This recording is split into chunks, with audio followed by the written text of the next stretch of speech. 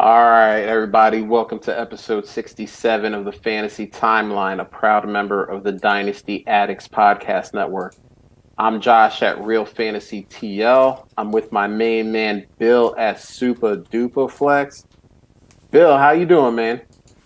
Man, it's a fun Wednesday. We just started our OG listener league, so a lot of banter and good times already. So I think we got a good crew, and yeah, it's always fun when you're doing the first startup of the off season.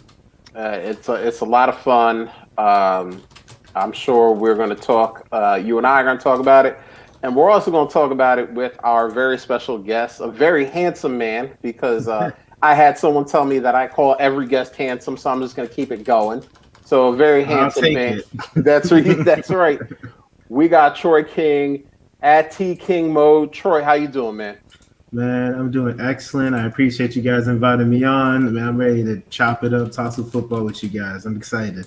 That's awesome, and honestly, the pleasure is all ours. So we're going to do what we always do, and since there's not really any real news, we're going to get right into what we saw on the timeline.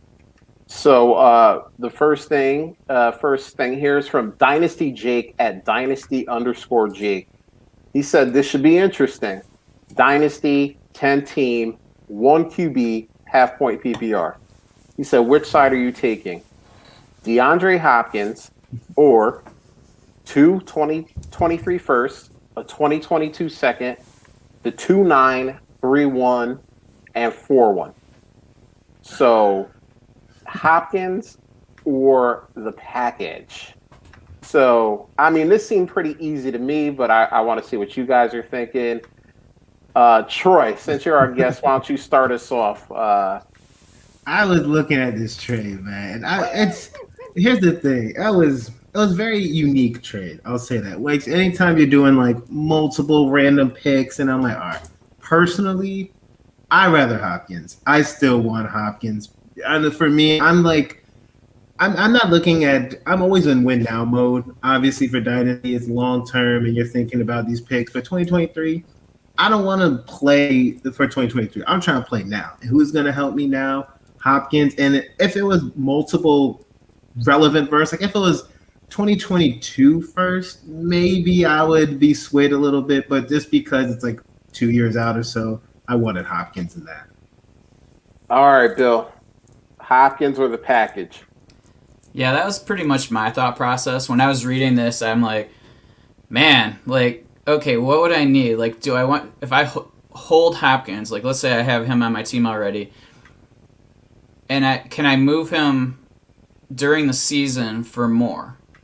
And let's just say I could probably move him for 2 firsts for 2022 without any, argument, probably. You know what I mean? So, like, just being able to get 2 random a year earlier, because, like, those picks for this year are nothing. Like, those are just, like, here I pulled the change out of my cubby in my car. Here you go, And so it's that second. So, and that's probably a little bit of interest because they're 2023 picks. So, pretty much I would rather hold, see how my team's going to do this year. If my team does well, I have a stud wide receiver.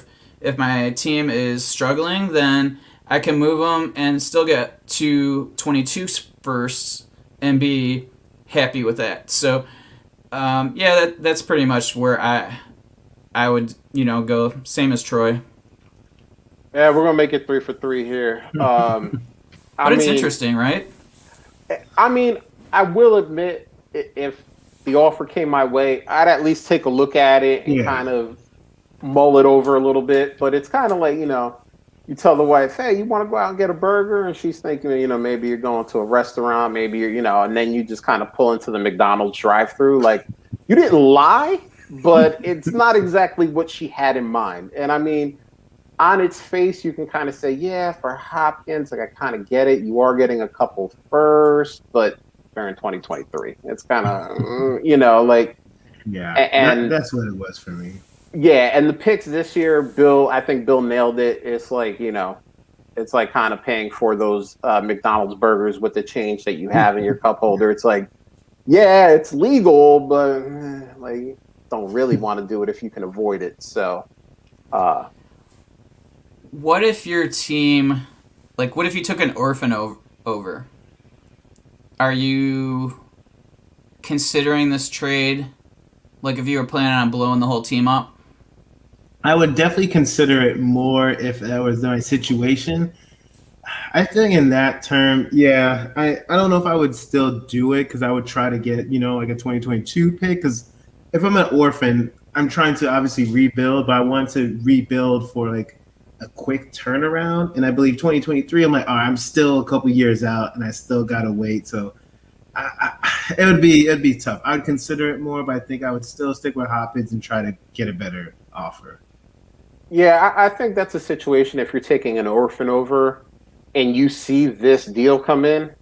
I think this is almost the time where I go in the chat or whatever, the DM thread, and go, hey, everybody, Hopkins is up for grabs. Like, send me your best offer. Because I do believe that you can get a better offer than this from someone else in your league. So I think that would almost be my play, because if this is the best offer, I agree with Troy. Yeah, take it. Like, it'll give you a couple of years. Plus, when the 2022 draft comes around, if you have some 2023 currency that maybe you could trade back into the first with those picks and do kind of other things like that. But I think someone else would be able to give you at least an equal offer with picks that are either in 2021 or in 2022. Right. Yeah, I think so too. I think that, like, it's just, this is the wrong time to be selling him, right? Like, horrible time. It's like, don't be doing that now, especially when you're not getting picks for this year. It just doesn't make sense to make that move. Like, you can make that move like August 30th, and there could be, so much could change between now and then. What if, there was the thing that who was it? Chase Edmonds said about, maybe there's going to be some super teams. Well, maybe Arizona ends up being that super team, and now all of a sudden you're like, dude, this is going to be crazy. And all of this, everybody's so psyched about, the Cardinals that you can just get a huge increase. Like, I think you're just selling at the wrong time, and you're not getting what you really, I guess you're just not giving yourself the most opportunity to get the most you could for a stud wide receiver. Like, and he's not a guy that's gonna just fall off the cliff, because his athleticism isn't what he relies on. Like, his hands are just stupid good. So like those aren't gonna go bad. So like, he's one of those guys that I'm okay holding for a while and just letting, he's like Chris Carter, like just a guy that's gonna be fine for forever. And so don't rush into selling him, I guess. Agreed.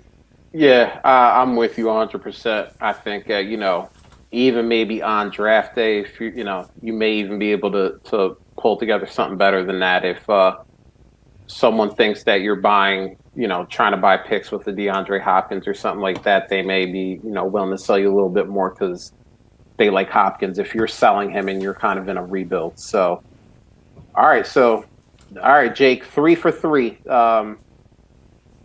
Take DeAndre. And we were on the minority of the vote. It was 45% for Hopkins, and then 55 for the picks. I was like, nah. so that just shows that right now, these picks have so much value that take advantage. If you have the 103 and someone says, yeah, like I want Jamar Chase or I want Devonta Smith, 103 in a super flex maybe. I'll give you the 103 for Hopkins. Oh yeah, like I'm gonna get the next DeAndre, and who knows what these guys are gonna be. And it happens every year. I love, I got so many shares of like Chris Godwin last year because people are like, oh, you have the 103, 104? Yeah, here's Chris Godwin. And I'm like, oh yeah, like of course, like a guy that I've seen do it, and whatever this mystery box is, yeah, like I'll take my chances. In some situations, it didn't work out, and some it did. Like, but Yeah, these picks, man. Ooh, ooh, ooh. So, yeah, Jake, we're all saying take DeAndre if that's the side you're getting. So we're gonna move on now to Jimmy Barnhart at Jimmy_Barnhart. Here's another one. We got another trade. 12-team Superflex tight end premium. Is this a fair offer for Deshaun Watson? So on one side, obviously, we have Deshaun Watson. On the other side, we have the 102, 106, and 206. We'll switch it up. Bill, we'll let you go first. The two first and a second, or Deshaun Watson? I'm taking Deshaun Watson here. Like, I think that's pretty easy for me. But I'm not caught up in the rookies yet. Like, I just think that he is, like, last year everybody was freaking out when Hopkins got traded, right? And like, I got Watson like 110 in like a 14-team superflex where quarterbacks are going to be worth even more, right? It's just like, he is just a stud. Like, there's just no way around it. And he's like 25 years old. So it's just like, man, just give me a stud QB that's always awesome for fantasy. It's not just that he's a stud quarterback. It's that he's just the way he plays and he's so aggressive downfield. That's exactly what you want for your quarterbacks in fantasy football. And so, like, Fields and, you know, yeah, I mean, there might be a wide receiver, a running back at 106. I don't know.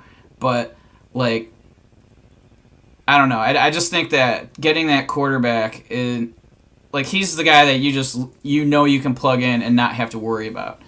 And so, and I honestly haven't done too much with rookies yet, so, like, that probably makes it even easier for me that I'm not just in the, you know, like, the mindset of all these rookie picks and falling in love with all of them yet. But, yeah, I think as of this moment, it's pretty easy for me. All right, it's easy for Bill. How about you, Troy? Is this easy for you too? I would say that this one was tougher for me than the last one. So this is closer. I'm going to go Deshaun Watson for all the reasons that essentially Bill said, because I'm more win now. He's proven he's still a very young asset that's going to help you. But let's say, but I think this is a very good time because people are obsessed with rookies. Rookie fever is real. So I see why, you know, this is a relevant trade. And, like, you know, sometimes everyone gets it. I get it too. It's kind of this shiny new toy thing. Like, oh my gosh, like, you know, fresh meat. These are new players. Their potential is unlimited because you have no idea what they're going to be because they haven't shown us anything. But because at the end of the day, though, I'm still going to go Deshaun. He's proven he's still going to be excellent. If he was a little bit older asset, like maybe like 2-3 years, then maybe I would think about the picks. But I'm still going Deshaun. He's just too excellent, too good, and he's just getting started to me. All right, we're going to do it one more time. We're going to go 3 for 3. And man, this is bad TV. I mean, I wish I could argue against this just to argue against it, but I mean, it's Deshaun Watson. I mean, Bill, you'll remember month and a half ago, we had a question about, you know, how much would you sell Patrick Mahomes for? And we were like, everything. Like, it would take your whole team. And that's really, and, you know, obviously we're being a little hyperbolic with it, but I mean, what you're going to have to give us, you know, it's going to be like the Sam Bradford trade. You're going to have to give us 4 firsts and a quarterback and maybe like a second or third round. But, like, it's going to cost so much that no team is going to want to acquire him. Deshaun Watson is like a half a step under Patrick Mahomes. Like, and that's my value personally. Like, if you're telling me the 102 and the 106, let's say we get lucky in a super flex and that ends up being Fields and Zach Wilson, can we promise that both of those guys are going to be even close to what Deshaun Watson is now? If you're lucky, one of them will be close to that level. Yeah. And that's my problem with it. I think my problem with it is that there's not another player in here. I mean, maybe if you told me, you know, I'll give you the 102, and I'm trying to think of a good quarterback to kind of throw in there. Kirk Cousins? Okay, yeah. Let's use Kirk Cousins, even though his value is so low because everyone just hates him. He's like just the average quarterback. Exactly. Like he's like the baseline. Yeah. Right. Even though he's probably that floor of quarterbacks that you're comfortable having on your team, to be honest. Right. Right. Even though the dude is like almost a QB1 or QB1 every year. But yeah, like Kirk Cousins in the 102. Okay, like now I can at least think about it, say I'm getting a guy that I know can play, a guy I know that can be a QB1, plus now I have this high upside, Justin Fields, Zach Wilson, whatever the 102 ends up being, and maybe I get lucky and that guy approaches what Deshaun is, plus I have the stability of Kirk Cousins. But just two picks and then a second rounder, I mean, everyone is saying it, and I know it's true. Like, this is going to be kind of a deep class this year, but like 206 is 206 at the end of the day. Like, you can't guarantee anything at 206. Even if you love a guy at 206 and you get him, listen. I loved Bryan Edwards last year, second round pick. Loved him. Told everybody go out and go get him. Loved him. And I'm not saying he's dead. I still have faith in him, but his rookie year left a lot to be desired. And if this pick or if this trade happened last year, that 206 is Bryan Edwards, and you're like, I just gave up Deshaun Watson, and so no one's doing that. But I understand what you mean. But you're just kind of like, oh man, like the second round pick in this mega trade I made is Bryan Edwards, and you're kind of crying a little bit. So, I need more. I mean, honestly, if we're going just picks in a trade like this, what do you think it needs to be in order to get Watson? Maybe if it was another first, I would think about it more. If the 206 was happened, if it was just another first round pick, then we'll be talking. But so like 111. Yeah, 110, 111. I would think about it. I'm gonna be stingy. I'm not gonna want to give up Watson, but you'll have my attention. If you hit me through three first round picks, I'm like, all right, now we're talking. Especially depending on how my team situation is. I'm like, all right, I'm listening. Yeah. What if it was a 2022 first? I don't think I'd still keep Watson. If it was 2021 first, then I would consider. Yeah, that's what I would consider. Yeah, I mean, I would almost need the deal that the Texans are going to need to get rid of Watson. Yeah, I'm going to need like 3 firsts and a quarterback. Like, I don't know about another quarterback. That'd be well, excessive. I'm not saying like a top level guy, but I mean, if we're talking Drew Lock, like a Drew Lock or like a Derek Carr that is actually really good, but people don't put any respect on his name. I agree. Like a guy like that, a guy who's undervalued that people don't really are willing to throw. They're like, I'm getting Deshaun Watson. I don't care about Derek Carr, something like that, or like a Jimmy Garoppolo or something like that, where it's like, all right, like it's kind of a mid QB2 type thing, but I have because I mean, Deshaun Watson, he's so good. I mean, he does it with his arm, he does it with his legs. I mean, that team was terrible last year, and he led the league in yardage, threw a bunch of touchdowns, ran for a couple more. Like he was the whole offense. Like I think there wasn't some stat that he was like he was like the most for his team in terms of offense. Like he contributed the most offense for the team compared to like anyone else like ever or something in NFL history or something like that. Right. So like it was like a pretty good year. Yeah. It was like him and Dak, and then Dak got hurt, and then it was just him. Like he stole some of Dak's life force and just kept going with it because, I mean, he was just so good. I mean, and I like Brandon Cooks, but he wasn't like exactly throwing to Jerry Rice and Megatron. He was throwing to some good guys. Will Fuller had a really good year, and Brandon Cooks, but he wasn't. This isn't, it wasn't Justin Jefferson and Adam Thielen that he was throwing to, So imagine him on an offense that has one elite or two really good receivers on it.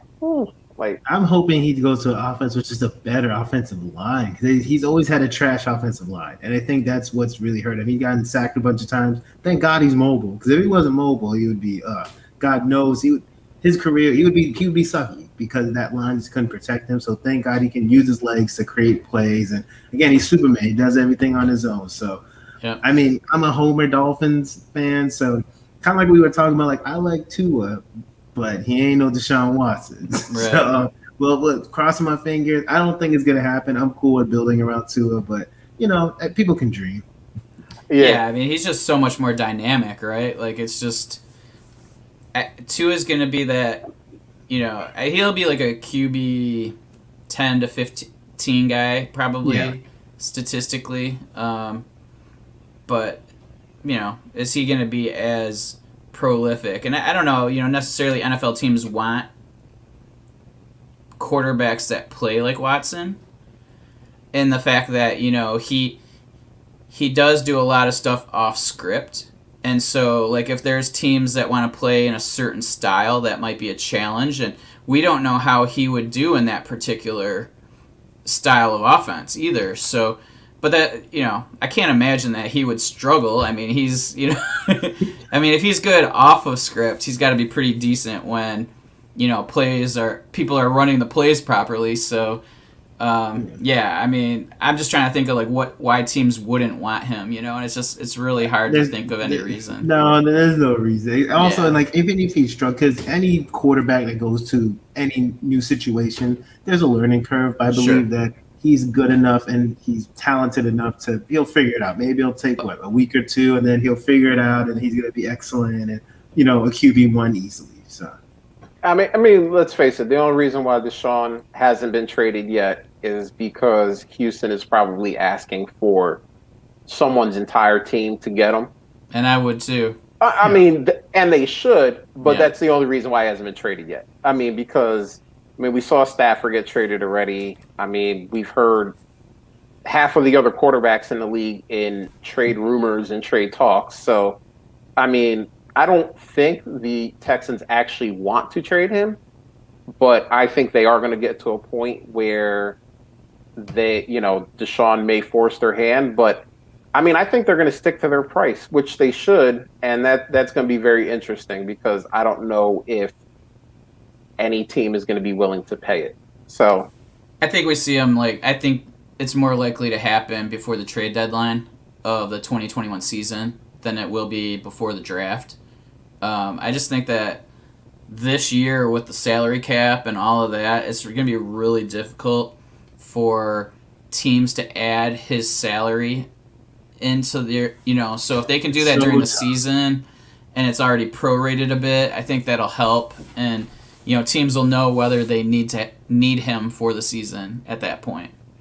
Yeah, and that's why you're hearing Miami and the Jets right now is because they have those two teams have so much cap room that they could take it on, they could absorb it, and it's not, it's not going to cripple them. But dude, Mims. But here's the thing. I will talk about the Jets though, right? So I've talked about this before. So Deshaun, so he has a no trade clause, but he has the ability to waive it if it's like a team that he actually wants to go to. Yeah. I don't see why the Jets, they have Mims, they have a few good pieces, but at the same time, Deshaun wants to win a Super Bowl, right? Like, I believe that the Jets are just a different version of the Houston Texans. They're not that great. So, and he's already gotten paid. Like, he already has the money. So I don't understand why he would want to go to a team if he's not going to be competing for a deep playoff run or the Super Bowl. If he goes to Miami, you're an instant Super Bowl contender with that defense. The defense, obviously, is one of the best in the league. You go there, we'll figure out what you're doing either in the draft or free agency, but we're instant Super Bowl contenders with Deshaun Watson and our defense. So to me, that makes more sense than any of it. But we'll see. But I don't know. I just don't see the Jets as a place where he would want to go if he is really trying to compete for like the playoffs. Troy, J. Mike says Watson the Mims is what dreams are made of. I mean, Let's get out of here, J. dreams. Yeah, it'll be interesting. I actually tweeted out yesterday or the day before that. I said I don't know if Watson or Sam Darnold get traded. Obviously, both for very different reasons. I think the price for Watson will end up being too high for teams to be able to meet. But I also think the Jets, they actually seem like maybe they have like a competent general manager, and everyone that has played for Robert Saleh, the new coach, is saying that they love him. He's a good guy. He knows how to communicate to players. So, I mean, it's not Adam Gase, so I guess that's always an upgrade. But, you know, I think the Jets may look at it and go, all right, what can we get for Sam Darnold in a trade? And what can we get to trade down out of number 2 for someone that wants to come up and get a quarterback? You know, maybe Carolina wants to do that. Maybe San Francisco wants to do that. You know, maybe Denver wants to do that. And then fill out more pieces on that roster. Because like you're saying, Troy, I mean, yes, they have a couple guys that you can look at and go, all right, you know, they drafted Mims. They drafted Mekhi Becton last year on the offensive line. You know, they started putting a couple pieces to that puzzle together, but I mean, we're still missing a lot of pieces. You know, The Jets are looking for them. Maybe they fell under the table. Maybe my 3-year-old took them and it's in the toy box. I don't know, but you know, I think they're going to look at it and go, we'll try it out with Sam for one more year. We'll try to put some more pieces around them. They also, you know, they have a lot of money under the cap, so they're going to be some players in free agency. Maybe they find him a running back in free agency and some other things and try to see if with good coaching and good weapons, he can actually be a good quarterback. And then, you know, if not, 2022, they'll probably be right back at the top again because Sam Darnold wasn't good and they could take their quarterback of the future then. So, you know, it's kind of what I've been thinking on the subject, obviously 2 different reasons, but, you know, I think both guys end up staying where they're at. So I think so, but I also think that another attractiveness to New York is just the marketing potential for him, like to make money outside of football. Like there's just so many more opportunities to, you know, advertise, you know, be an advertiser for a particular company, you know, or just doing just other business opportunities in New York too. So that would be just one of the things that like maybe. Like, I don't know what, obviously, but, like, maybe there's just something, a draw for him that way, too. But, you know, who knows? Like, that's just guesswork, I guess. Yeah, it'll be interesting to see where Deshaun ends up playing this year. Maybe it's in Houston. Maybe it's with Troy's Miami Dolphins. Maybe it's with the Jets. Maybe Troy it's gets another a big smile on his face when he thinks about that. Troy, if he gets traded to the Dolphins, we'll have you back on the show so that you can just victory lap it all day. Or just follow Troy because you're gonna see a video like come out right then and there. You understand? Like if that happens, like I'm probably gonna add it like a million times, but it's gonna be insane. Like I don't know if my heart can take that excitement. I still believe in Tua, but we'll see. I don't want to get my hopes up. Troy will not only, if that trade happens, be the lucky fan of Deshaun Watson's new team, but he'll be living in the only state in the country right now that's not like less than 50 degrees. So, I mean, he'll have it all going for him. I mean, I feel bad for. It's almost not fair. Look, man, I'm crossing my fingers, man. Let us have this. Look, the Dolphins, since Dan Marino, like, look at all the stuff we've been through. I mean, Tannehill got Gase. We did have that one good year in 2017. Then he got hurt, but he's obviously wasn't Tannehill. Listen to a Dolphins fan talking about his woes. Oh, yeah. Look, this is all my life. I'm 30 years old, okay? We've had horrible QBs. I had Dante Culpepper, JV Lee, Jay Feeler. You have to start but the problem is that Bill is a Lions fan. Oh, y'all are terrible too.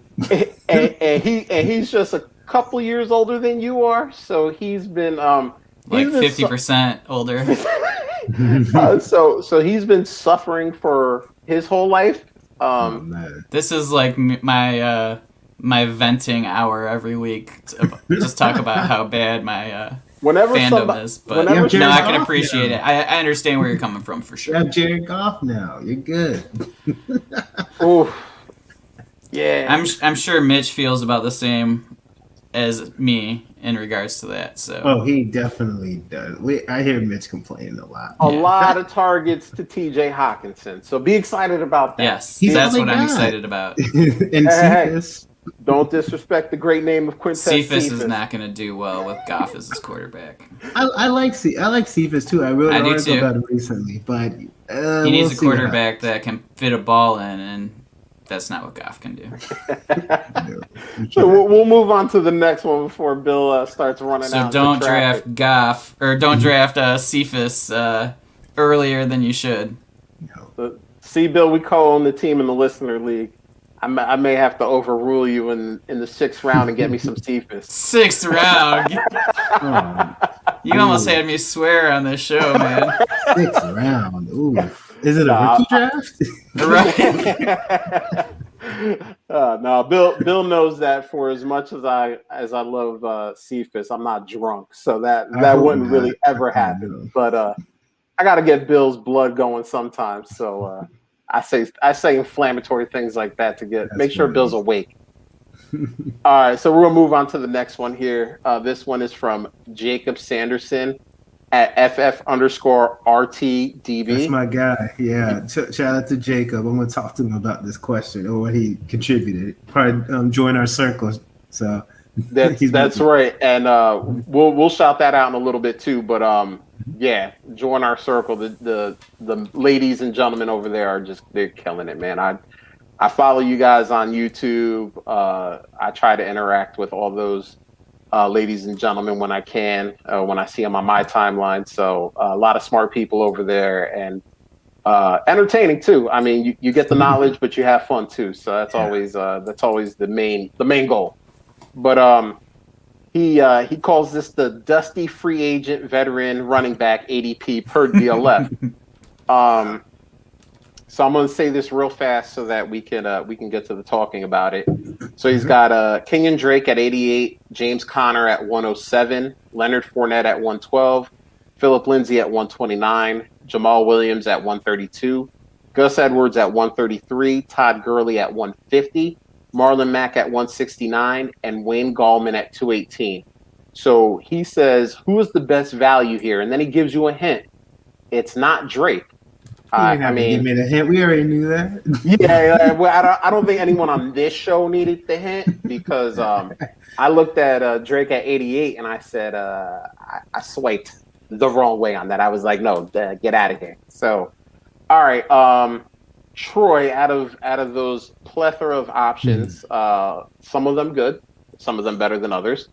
Who would be your guy or maybe guys that you think are the best value? One name actually stands out to me. I think it'd be interesting. I actually, surprisingly, Gus Edwards. I think that whether he stays with the Ravens or he goes to another situations, he is a good running back. And he doesn't get the credit that he deserves. Like anytime he gets the opportunity, he looks great. And if he's on the Ravens, him with a 1-2 punch with him and Dobbins, like he's gonna be fine. He's gonna be productive. And to me, or if he goes to another situation, I believe it'll be advantageous for him as well. I believe that he's just that good. Again, at 133, like I don't know. To me, when you're getting a running back that is going to see volume, most likely if he stays with the Ravens or if he goes to a different situation, I personally believe that that's going to be good. Jamal Williams was close to. There's only a spot difference. He's 132. I'm expecting Aaron Jones to leave, so it's going to be him and AJ Dillon.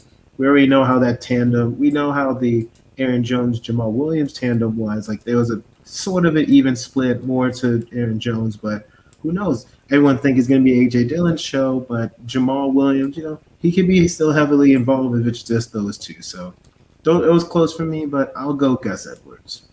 All right, Bill. Who is your guy or your guys that are the value here? Yeah, I was looking at this, and I have a hard time picking anybody. It was hard.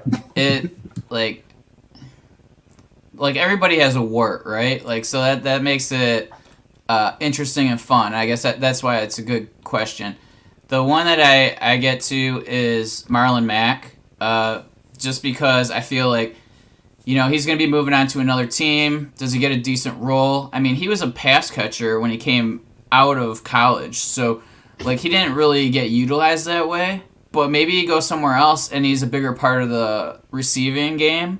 So, and he's still young. He's still, there's going to be a team that's, lost their main quarter or running back, and maybe he gets the first chance, and it's just one of those dice rolls. And so just because I don't really like any of them, I'm going to go with one of the least expensive players. And he just seems to be the one that could have the most, opportunity in the right spot. All right, so each of you guys mentioned one person that I kind of had, and this for me was a tie. I couldn't figure out which one I thought was the better value. So the first one is Jamal Williams at 132.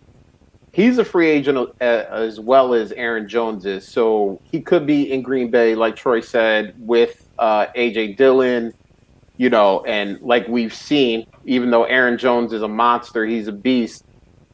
Jamal Williams always had a role, and when Aaron Jones was injured, he always performed kind of as that lead back, so to speak. He always did well for you.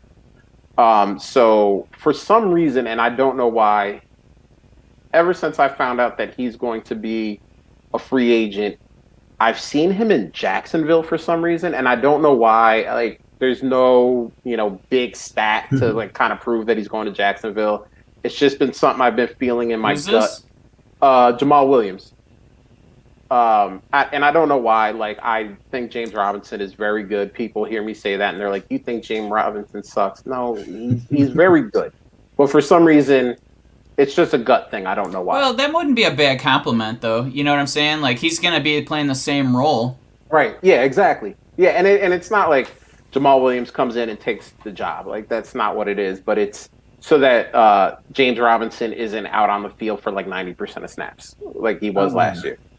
Like, I was going to say that, too. Like, I was going to say, sorry to interrupt, but I was going to say how, like, he's not – they're not going to use him like they used him last year. Like, he's still going to get – James Robinson's still going to get the majority of the carries, but he's not going to be on the field for every single snap. You have to spell him at some point, or he's going to be run down. So.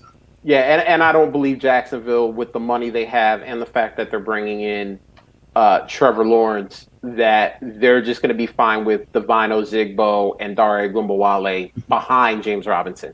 Like, so Jamal Williams is one guy, and then Bill mentioned at I believe it's 169 Marlon Mack. Nice. So we have forgotten about Marlon Mack. Obviously, he got hurt very early in the season for the Colts. It was the JT show, and obviously towards the end of the year, JT was just a monster. But Mack has shown that he can be an RB1. Like, he's done it for games. I think he may have even ended a season as RB1, maybe 2 years ago, 3 years ago. So he has that talent. Again, same as Jamal Williams. He's not going somewhere and being the guy who's going to start, but like Bill said, maybe he goes to Jacksonville, and if he shows that he can, prove it, he's healthy and he's got a little bit of, tread left on the tire, he could be a good value for someone who's going at 169, which is like the 13th, 14th round, something like that. So, those are my two guys. They're tied for me. Didn't know which one to pick first. So, and then obviously Kenyon Drake. No, I'm just kidding. No. Kenyon Drake. God bless him. I hope he makes a lot of money. But as a value at 88, it's not going to be me. So that was a good question, because I really sat down and thought about it. Because you could bring up maybe Leonard Fournette, make an argument for him, or maybe Lindsey. But I think we think we all picked a lot of good guys and gave a lot of good reasons for all of them. So have fun in that part of the draft when you. It's such a bad part. I hate that part. That's why you pick receivers in that range. That's a good point. That would be interesting to see some of the receivers in that area and kind of guarantee it's way better. Yeah. I mean, it has to be. That's not even a doubt in my mind. I mean, we were talking about this last week, Bill. Most of these guys were in like that 3rd, 4th range last year. You're right. Yeah. I mean, Kenyon Drake definitely was. I mean, I think in some early startups, he was even going in like the 2nd. Yeah. But we were talking about this last week, Bill. Like, which wide receivers after pick 100 do you like? And we were talking about Gabriel Davis and Darnell Mooney, and like, if we're talking about, hey, do you want Gabe Davis or do you want Leonard Fournette or James Conner? I mean. Yeah, we're not really having an argument at that spot, and that's, like you said, that's why this is the part of the draft where you take wide receivers, because you like those names a whole lot more than James Conner and Leonard Fournette. So remember that, people, except for the people in our listener league. Go ahead and draft all the running backs you want in this range and have a ball. So, all right, let's move on. Let's move on to our last question here from Luke Sawhook at Luke Sawhook. Someone please help me. Getting into a debate with league mates, what side would you rather have? 6-point touchdown superflex. Kirk Cousins or the 109? And we talked about him earlier, the criminal disrespect on that man's name. Bill, I mean, I think this is going to be an easy one. We're going to wrap this question up quick, but Bill, Cousins, the 109. Cousins. You don't even need to talk about it, right? I mean, it's I'd have to think about it. It would really depend on my team's makeup. Like, who's at 109? I mean, one of those like top 5 quarterbacks is there. There's a lot of wide receivers and a few running backs that somebody might like, but 6-point touchdowns, that's a huge part of this. And I think I have to go with the starting quarterback that I'm comfortable with when there's just not a lot of those out there anymore. Yeah, I'm going to say the same, because at 109, we don't even know if, let's say, there's a quarterback there. We don't know if they're going to be starting next year. Like, it's not guaranteed whoever's going at 109 is going to be starter, so that's not going to help me. So give me Cousins. Yeah, I'm 3 for 3 again. It's Cousins. I mean, if we think about the 109, like quarterback-wise, what are we looking at? Maybe Trey Lance? Yeah, it's going to be like a Trey Lance. Or Mac Jones. Like, it could literally be the backup to Cousins. It could be. Do you know what I'm saying? Like, they could draft somebody behind him. So, like, because right now they have, like, Mannion or something as the backup. So, maybe they'll prepare. I don't know what his contract is. I think he signed a new deal last year, but I'll look it up right now. Who's that, Cousins? Yeah. I think he signed, like, a 2-year extension or a 3-year extension, something like that. He's just a very rich man. That's all I know. Oh, yeah. All guaranteed. I know that. Or at least the original one was. I mean, Washington helped make him a very rich man with the double franchise tag, which, I mean, I guess Dak Prescott should be happy, because he looks like he's probably going to go on a similar route here if they don't get a long-term deal done with him where they're going to double franchise him, and then either Dallas is going to have to pay him a whole lot more money than they would have just 3 years ago. They should just sign him to a long-term deal. The way they're handling this Dak situation is just idiotic. Listen, I'm a Cowboys fan, and I 1,000% agree with you. I don't get it. I actually couldn't believe that they didn't sign him right around the same time that Goff and Wentz got signed. Exactly. Like, even if you had paid him like $1 million more than what Wentz was making, that was like $34 million. Now you're paying him 40. Like, it's going to be like $40 million a year at the end of the day. So you just cost yourself $6 million a year. So idiotic. All right, So Bill, I what's the just contract? looked up Cousins and his. So this year, obviously, he'll be playing there, but next year he has a $45 million hit with 10 million dead cap. So they could save 35 mil by moving on from him.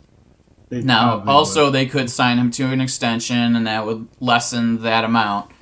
Again, maybe that's what their plan is, to just kind of keep doing that until they're unhappy with his performance. But I could really see them picking a quarterback that they could groom underneath him this year, so that they can get rid of him and save that 35 million.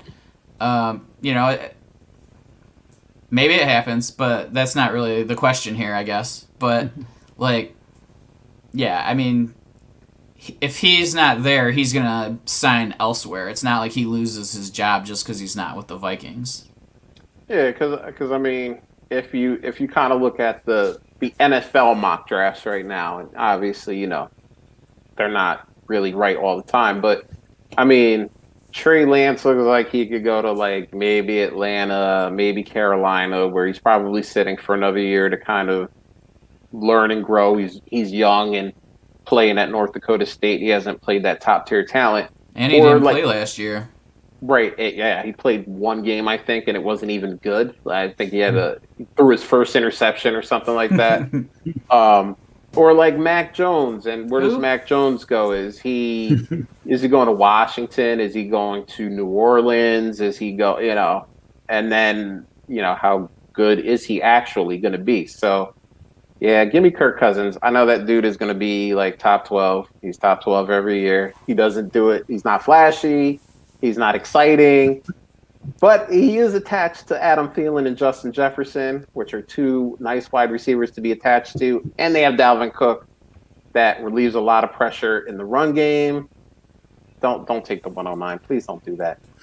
I'm so glad Mac Jones is coming into the NFL. I know, because you're going to say Mac Jones every time, and you're who? And I'm going to have to say Mac Jones. I love it. So, yeah. I was going through, I had a box full of old CDs and cassette tapes, and this is so not football related, but oh well.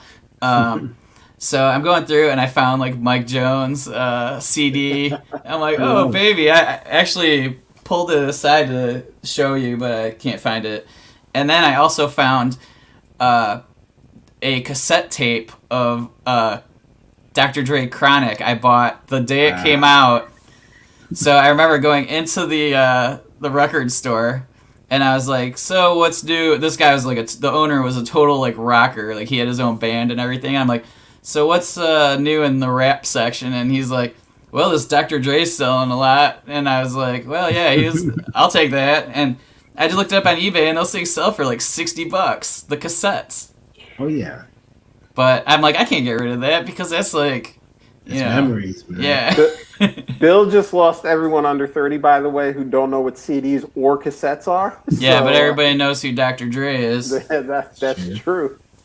All right, Troy, we got a little bit of time, and we were talking about this before the show, and I want you to try to convince me, and I'm sure one of your partners in crime over at Join the Circle, Steffi Smalls, would probably come in here and cuss me out right now if I said this to her.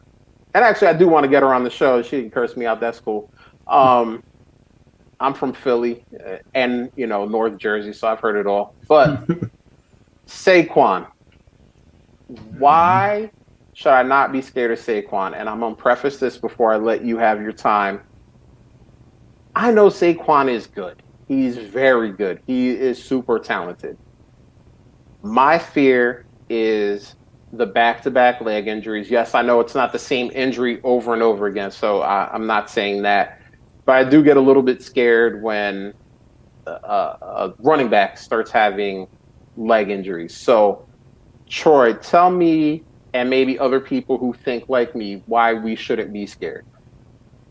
Because at the same time, Saquon is one of those running backs that's, you can call him generational. Like, he's that talented. And I believe that if we were just talking about like those gross veterans that we were talking about earlier. Like if we were talking about someone in that category, okay, I understand your hesitation. You don't want to move on. Okay, it's easy to pivot. But when you're talking about one of the top, at least 5 running backs in the league, you take that risk. Like you're going for upside, and we know, and just like you mentioned, we all know how good Saquon is, but he's a home run game changer. So for me, I'm like, okay, he's not injury prone. It's one thing if he had like multiple ACL tears or he had the same injury in his leg or shoulder or whatever that was keeping him out all year, then I would be a lot more concerned. Maybe I would want to pivot.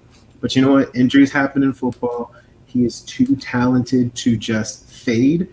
And again, he's, for everyone listening, like he's going to be a value probably in redraft, dynasty, like because everyone's, what happens is when people get injured and just disappear, people treat them like they're dead. They automatically lose value.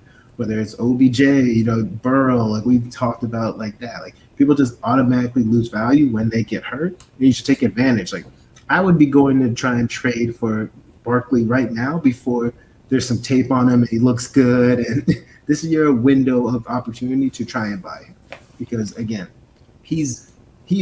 I wouldn't be surprised if he was the best running back next year. Like, would that be shocking to anybody if he was, 101, 102, 103? No, because he's that talented. So for me, that's why I wouldn't be hesitant to try and grab him. So, Troy, I'm going to give you a list of players, and you tell me who you pick, Saquon or this player. Okay. So, I'm just using January ADP from DLF, and I will start a little later, but all right, Nick Chubb. Barkley. J.K. Dobbins. Barkley. Derrick Henry. Barkley, because he catches passes. Okay, Swift. I hate that one. Okay. Oh God, that one's probably the toughest one. Okay, well, that's Yeah. Your response is enough for me on that one. Dalvin. Ugh, I don't like that one either. Yeah. Okay. So we're kind of finding a tier here. Yeah. Jonathan Taylor. I hate that one. Like those are all like really close. I probably slightly go Barkley, but like you can make it. But they're all kind of like right there, and then Kamara. Yeah, Kamara. I'd probably take Kamara over. Okay, and then CMC you'll take above him. Yeah, all of those are like really good. Like those are really good arguments. Like if you want to take any of those other people over Barkley, I wouldn't blame you. They're all in the same category. So you're like kind of like you're in that 3 to 7 range, and it just kind of depends. On your like preference, really. Yeah. Okay. So yeah, you're that's a that's an interesting one. Like if somebody said Jonathan Taylor. Because it's tough for me just because of the years, right? And the offensive line and that offense and everything. Like, I agree talent-wise. I think that Barkley is, like, who would I rather have as the running back for the Colts? And I would rather have Barkley if he was the running back for the Colts. But he's not. And I'm just not sure. Based off of that, like again, you're making great arguments. Like that offensive line, it's hard to ignore. If you want to take JT over Barkley, but it's still like you can't argue either way. I mean, you can argue, but it's like it's it's so close that I don't think there's a wrong answer, or there's a right answer. So like I like that tier though. That's interesting, and that's. That's gonna be really interesting to see once we start getting into like April, May, June, where it's like, where is Saquon going? Because it'll probably be right before training camp, like when you get to June. Have we seen the hype video where it's like he's cutting? Look at those cones. Just look at those thighs, man. Like, that's all you need to see. Listen, AJ Dillon is going to be a second-round pick just based on the quads. So, I mean... man, like, he's like AJ Dillon, but, like, Nah, crazy mad agility, which there's a whole difference between those two. Oh yeah, nah. Barkley he's way more dynamic than AJ. Oh, for sure. And man, like somebody was showing pictures of his legs, AJ Dillon's, and then somebody was like, psh, and then they show a picture of Barkley, and man, it's crazy. Like that guy, jeez. I don't even know what to say. They're just players that are just. They're not real human beings. Like Saquon is not a real human being. Adrian Peterson is not a real human being. Yeah, he's aliens. Yeah, like Zeke is not a real human being. Like you don't get them every year. We try to do this, especially when we're looking at rookies this time of year. We go, oh, this guy could be like the next Adrian Peterson. Like, nobody has that. He probably rage that Adrian Peterson has. Yeah, like this guy could be the next, Saquon or CMC, and it's like, no, like there are just people that are different, and we need to learn to accept that. And like, not every year are we going to have a different type of guy who just revolutionizes what a position. And I think we do it more with running back than anyone else because we're trying to find those bell cow guys because so much of it is committee now. And it's just like, no, like he's not Adrian Peterson. Like, I mean, I would love whoever that guy is to be, but Adrian Peterson is just such a rare breed, and Saquon is in that same category, which is, while I have fear, when someone like Troy or someone else says, yeah, but like really if you like look at it and kind of look at the player and the talent, and I look at it and I go, yeah, like I get it. Like, I mean, Saquon is just, again, he's just different and more different than anyone else, that I get it. And I think you guys are representative of the fantasy world right now, right? Like, I think that probably about half the people think the way Troy is, and I think the other half are a little worried, like Josh is. And last year, it wasn't 50-50. Last year, it was 95-5. So the point that Troy is making is, look at this, like, this is going to be the least you're going to be able to pay for him to get the production, because half the people are as nervous as Josh. And, it's a risk, of course. Everything is, especially with running backs. But for the upside and the price, maybe this isn't a bad time to make a move for Barkley. Because in August, when he's looking like, Mr. Universe, like everybody's gonna be going gaga, and you're adding a first round pick on top of whatever you would have to spend right now to get him on your team. And Bill, you make a great point, because thank you. I know all of the non-playoff teams during the season that got Saquon Barkley for a song because a contender had Barkley and needed, to get that off of their team in order to get point-scoring players onto their team. Now that the season is done and you look back on a lot of those trades, you're like, man, that guy got Saquon for a song. Because if Saquon comes out week one and has, 100 yards on the ground and a touchdown and 50 to 75 yards in the air and another touchdown, forget it. Like, you're back to old Saquon prices where it's like, we need multiple firsts, and and like Troy said, that window has shut, it's closed, they nailed it, and you're not getting in. So if you do feel like Troy and you're like, hey man, this is probably the last time that Saquon is going to be at this kind of a value, find a guy like me that has Saquon and say, hey man, what do you want for that Saquon? and try to snag him, because it's interesting, and this all came up because our inaugural Fantasy Timeline Listener League draft started today. The first 8 picks are quarterbacks, or supposedly going to be quarterbacks, because the rookie 101 was taken in the first 8 picks. So Bill and I are kind of looking, and we were discussing maybe some non-quarterback players, and JT came up and Christian McCaffrey came up, and Bill was like, what about Saquon? And I was like, I don't know. Troy did that, actually. I didn't even bring him up. I didn't even think about him, to be honest with you. And that's See, Bill didn't even think about him, and Bill. So I'm glad Troy brought him up.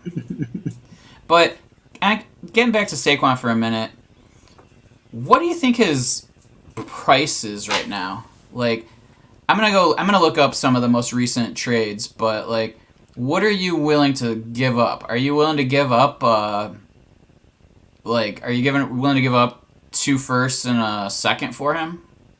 See, I would. But here's the thing: if I'm the Saquon owner, I'm holding. I'm holding right now because people are gonna try to lowball you because of his injury. I'm gonna wait until he pops off or he's looking good and he gets hype again. Right. Then I'll sell him for what I believe that he's worth. But how about as a buyer? As a buyer, you mentioned the 2 first and the second. Ooh, I would try to do 2 first at first to see if that would be the trick. I would probably just try to do the 2 first. If that doesn't work, I don't think it's crazy to throw in a second, but I would try to make it happen with the 2 first though. Troy's out here trying to use a coupon on Saquon here. He doesn't want to throw that second out there. Public's got double coupon now. But I do agree with Troy on the fact that, I mean, I know that I have hesitancy about Saquon, but I'm with him on the fact that if I did own Saquon anywhere, like, you would pretty much have to pay me old Saquon prices in order to get Saquon off of me now. Because I know, like I said, if that first game he pops off, we're back to old Saquon prices. Yeah. So let me throw some trades at you, and just let me know what side you like. Okay, 1 QB, Saquon and Tua, or Chris Godwin and Kenny Galladay. 1 QB. So Tua is pretty much nothing. Right. Yeah. So it's pretty much Godwin and Kenny G for Saquon. Yep. I think I'm going with the receivers. I think I'm going to receivers too. Chris Godwin side. Okay, Saquon or Dalvin and Shenault. Dalvin and Shenault. Yeah. What if you were getting Bryan Edwards thrown back to you with Saquon? I don't want Bryan Edwards. Hey, Troy. Let's not talk bad about that man. Now here's one that surprises me: T. Higgins, a first and a third, or Saquon and Deontay. Oh, that's an interesting one. I don't know where the first is though, so it could be like an early first. You know what I mean? I mean, I think I go Saquon and Deontay. I'd go Saquon. That's the way I lean without knowing where that first is. Right? Yeah. Exactly. Swift, Claypool, and a third, or Saquon and Austin Hooper. Swift. I agree. Yeah. Because a Claypool and a third, I'd rather over Hooper. Yeah. Hooper's to me, Hooper's like nothing. Let's see. Anything else that's interesting? Saquon or David Montgomery and Michael Thomas? Saquon. Yeah. That's tough. That's a tougher one. I'll go Saquon, but slightly. I don't like that. That was hard. Yeah. That was hard. I have fears about both of the players on the other side. Just because, like, I don't know who the quarterback is going to be in New Orleans. And, David Montgomery will probably have someone that doesn't get injured earlier in the season to take touches away. So, yeah. Okay, one last one. It's just kind of like, I'm not really sure how to even respond to this. Saquon, Evan Ingram, and Fuller, or Joe Mixon, Michael Thomas, and George Kittle. That was going to be easy until you said Kittle. Yeah. I think it's the Kittle side for me. Oh. Say Joe Mixon, Kittle, and who else on that side? Michael Thomas. Oh. I guess. Wait, is it tight end premium at all? You don't know. Or is just tight end? Doesn't say. If it was tight end premium, easily that side. Oh, it's start 2 tight ends. Oh, definitely. Jeez, Kittle. Pete's, man, Kittle, that's a Kittle. horrible Right. trade. Oh, It's a thank horrible you. trade. Thank you for saying that because I was sitting here racking my brain like, oh Me God, too. which side do I want But what more? would you do if it was one tight end? I think I still take the Kittle side. Man, I think it's Kittle, much Thomas, and Mixon, for Saquon, Evan Ingram, and Fuller. Yeah, I would still do the Kittle side. yeah. That I mean, it is a tough one, but yeah, I think I lean with you guys, and I go on that Kittle side. But All the right. two tight Well, that's ends, that was interesting. a Like, horrible trade. because some of the trades seemed like pretty light for Saquon, and then other ones seemed like people were paying like a crazy premium for him. So, yeah, it's Josh or Troy. You know, it Right, depends yeah. who the. That's exactly what's happening. So yeah, it'll be interesting. I might make some offers in the next few days for him. Even See though what Josh wouldn't be happens. selling on the cheap. I mean, just because I have hesitancy doesn't mean that like I'm going to go against value to get him off my team. Yeah, we'll talk in like April when you're really loving some rookies. You can talk all you want. I don't get brainwashed like a lot of other people out there do. Trust me. Eh, My high picks, they can go for those players I've seen do it. So I've been there and I've done that multiple times. yeah. I got the trade logs to prove it. So one more thing on the way out that I just wanted to shout out, and it's funny we had Troy on, and just scrolling through the timeline. Obviously, we saw Jacob's tweet, and this one is from this was put out by obviously Fantasy Intervention at Join Our Circle _ this is an article by at FF_IMBQ. And it is an article about Marquise Brown that was just so interesting. I mean, so much information packed into one article. If you are a Marquise Brown fan, you can point to it and show why either you're not selling him or you need a high price to sell him. And maybe if you're somebody trying to acquire him, maybe you lowball it because perception is, Hollywood did not do well, and you kind of have these stats to back up on the low key that he is doing well. So I'm going to put that out in the show description. So I'll put out the link to the article so that everyone can read it. It was a good article. It's worth the read. So on that note, Troy, thank you for coming through, man. Appreciate it. Had so much fun with you. Got to talk about our startup. Got to talk about all these great timeline questions. Just let everybody know where you're at, what you're doing, and where they can find you. Of course. Well, again, thank you guys so much for inviting me and having me on. You can find me a bunch of places. I'm a writer for Ball Blast Football. I'm also a writer and contributor, so I podcast as well for Join Our Circle. And I'm one of the co-hosts of Fantasy Football Confidential. We live stream on Wednesdays at 9 p.m. Eastern Standard Time. We're doing every other Wednesday, so that's why I'm on this show today. It's our off week, but normally we do every other Wednesday. Next week we have Ryan McDowell on from DLF, so I'm excited about that. So we have a bunch of cool guests coming on the show, and yeah, I'm just really excited for what the off season has to bring, and just shout out to everybody who's been rocking with me and supporting me. Yeah, it's been a pleasure. Appreciate you joining us. Thank you. And I mean, I always do that at the end, but let's face it, this show is based off of stuff that we see on Twitter mostly.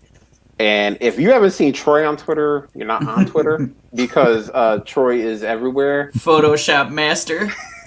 He's a Photoshop master. He's a motivational guru. He is a workout warrior. Sign up for his YouTube tutorials on Photoshop.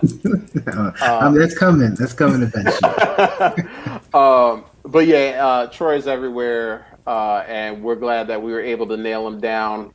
We will have your co-hosts on the Confidential on here soon. We'll have we'll have the fantasy, the Dynasty Theory guys coming on. So awesome. John and Mitch and Dan. So I know a couple of those guys are with you on Confidential. Yeah. And by the way, if you need to listen to something, if you need one more podcast in your life, that's one you should definitely pick up. Both Theory and Confidential. But appreciate it. yeah, I mean, I subscribe to both, so I'm listening every week or every other week in the Confidential case. And dude, just a bunch of smart people saying a lot of smart things, and again, highly entertaining. So on that note, thank you to everybody who was in the chat. Appreciate it. J Mike was in there. We had Shane in there. We had Lindsey Kennedy in there. People in and out. I'm watching the numbers jump up and down throughout the whole thing. We appreciate it. If you are watching us on YouTube, if you found us, please make sure you subscribe and hit the bell so you know when we go live and when the trade addicts, like they did last week, go live. Dynasty Junkies may or may not be going live. So, just get all of us. I mean, a lot of good people and me are here. So that's a good thing. And if you're listening to us on podcast, appreciate that too. An hour and 10 minutes. It's a long time to be doing anything in your life. And you chose to listen to two very smart people and me go at it about fantasy football. So appreciate that as well. Just remember to rate, review, and subscribe if you haven't for some reason. Those all that stuff gets us out there, gets us seen by more people. And that's what we're all looking for. So on that note, Bill, I think we're out of here. Late